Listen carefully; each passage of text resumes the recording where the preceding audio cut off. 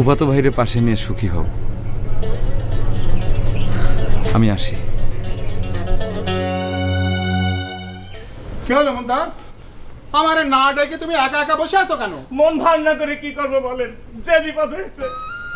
আমি শেষ বড় মেয়ে, আমি শেষ। কি বললে? কোথায় যাচ্ছি? আর ওই হারামজাদা আহির আমারে ঠসা করে দিয়েছে, যাচ্ছি ডাক্তারের কাছে। আপনি দোকানে দেখছি ভালোই চলছেন, কোনো অসুবিধা হচ্ছে না, তাহলে আমি কিসের জন্য পুরোপুরি ঠসা হয়ে গেলাম? আপনি ওই সারারে গেরাম সারা করলেন তো করলেন, আর কয়টা দিন আগে করলে আমার কান দুইটা বেঁচে যেত।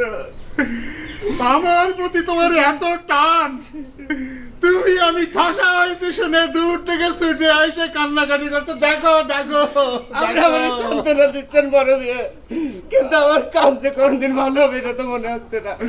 ভালো কোনো ডাক্তারের সাথে যদি আপনার পরিচয় থাকে তাহলে আমার একটু নিয়ে যান। ওরে থাক থাক, আর কাঁদো না, থাক। শোনো, আমি ডাক্তারের কাছে যাচ্ছি, বুঝেছো? তুমি দোয়া করো যাতে আমি ভালো হয়ে যাই। তুমি যাবা নাকি আমার সাথে?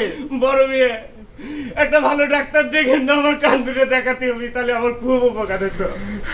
ওই দেখো, ওই দেখো, আমি জানতাম সে যাবে আমার সাথে, চিরদিন আমার আপদে বিপদে সে থাকিছে। চলো চলো যাই, চলো এখন ডাক্তারের কাছে হ্যাঁ, চলো চলো চলেন তাহলে।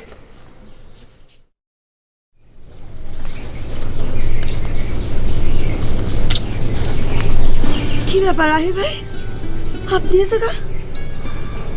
আম্মার সাথে দেখা করতে আইছিলাম। আম্মার সাথে দেখা করতে আইছেন, তে জায়গা কি করছেন? দেখা করা শেষ। আমার জন্য এই জায়গায় এসে বসে রয়েছেন? জি না, এই গ্রামটা একটু ঘুরে দেখতেছি।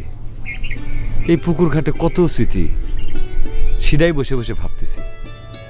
আর সাদ্দির জন্য অপেক্ষা করতেছি। আবারও সেই একই কথা। আমি আসি। আমার দেখা হয়ে গেছে, এখন তো আসবেনি। খবর শুনেছেন? কি খবর? আব্বা আর মুমতাজ চাচা তিনারা কানে কিছু শুনছেন না, দুজনেই পুরোপুরি ঠসা হয়ে গেছে। কি হঠাৎ ঠসা হওয়ার কি কারণ? এটা আপনার গিরাম ছাড়া করে অভিশাপ। এইভাবে বইল না চাঁদনি, আমি তো তিনাগরে কোনোদিন অভিশাপ দিইনি, তাহলে পরে অভিশাপ লাগবে কোনথে? কিন্তু হঠাৎ তা করে বধির হওয়ার কারণটাও তো বুঝতে পারতেছি না। যাকগে, তোমার বিয়ে কদ্দূর আগাইল? সকাল থেকে আব্বার কানের সমস্যা, বিয়ের কথা ভাবার আর তিনের উপায় নেই।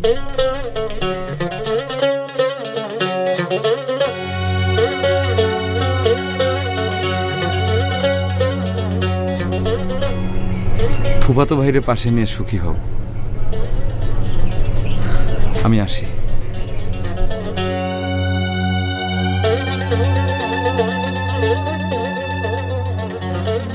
কথায় কথায় সুখী হও বলে আশীর্বাদ করার কোনো প্রয়োজন নেই। সুখের পান্তা আপনিই মেরে দিয়েছেন। মুখের কথায় সুখের দেখা মেলে না।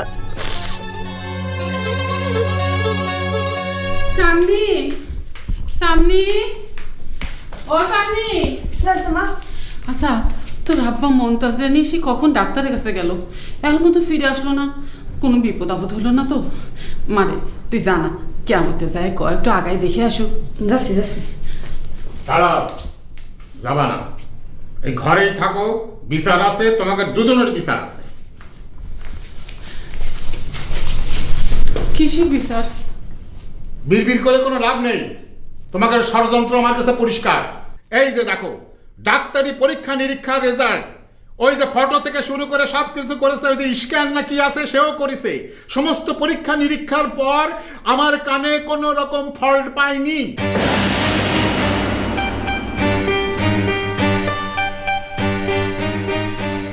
রেজাল্টে যদি ফল্টই না থাকবি তাহলে আপনি কানে শুনতে পারতেছেন না কি জন্য? সেটি তো তোমার ষড়যন্ত্র। সারাক্ষণ আমার সামনে বিড়বিড় করে আমার প্রমাণ করতে চাচ্ছ আমি কিছু শুনতে পাচ্ছি না। কারণ তোমরা না, সাথে মুমতাজরা ভিড়াইছো, সারা পথ হাঁটা হাঁটা বিড়বিড় করে করে আমারে ঠসা প্রমাণ করেছে। আমরা আপনারে ঠসা প্রমাণ করতে যাব কোন দুঃখে আব্বা?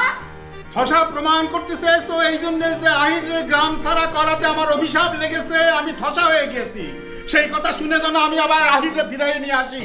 কিন্তু এই যে ডাক্তারি পরীক্ষা, ডাক্তারের কথা রাখেন, আপনার কথা নয় বুঝলাম যে আমাকে ষড়যন্ত্র, কিন্তু মুমতাজ বয়রা হলো কি জন্য? কি মমতাজও বড় হয়েছে? কই আমার তো কিছু কলো না। তাই তো আমার পরে ডাক্তাররা সে কি জানি কলো, তার সব কিছু টেস্ট করলো, কিন্তু টেস্টে তারও বোধহয় কিছু আসেনি। যাক, তোমরা ষড়যন্ত্র করে আমার একটা দিন একযোগ্য টাকা খরচ করাইছো। তোমরা প্রমাণ করতে চেয়েছো আমরা ঠসা এবং আহিরে যেন আমি ফিরাই নিয়ে আসি, সেই জন্য তোমাদের বিচার হবে। যাও, তোমরা 2 হাত সোজা রেখে সোজা লগির মতন দাঁড়াও। যাও।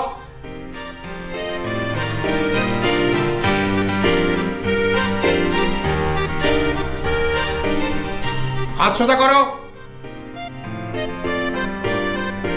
এবার বলো, আমরা ষড়যন্ত্রকারী, সেজন্য আমরা লজ্জিত। বলো। আমরা আহিরের সাপোর্টার, আপনি আরে ফিরানেটা বলো মা। আমরা আহিরের সাপোর্টার, আপনি আহিরে ফিরাই আনেন। বিড়বিড় করলে চলবে না, স্বাভাবিক ভয়েসে বলতে হবে। বলো। আমরা আহিরের সাপোর্টার, আপনি আহিরে ফিরাই আনেন। আর একটু জোরে বলো। আমরা আহিরের সাপোর্টার, আপনি আহিরে ফিরাই আনেন। হ্যাঁ, এইবার ঠিক হয়েছে। যাও, খাওয়া দাওয়া রেডি করো।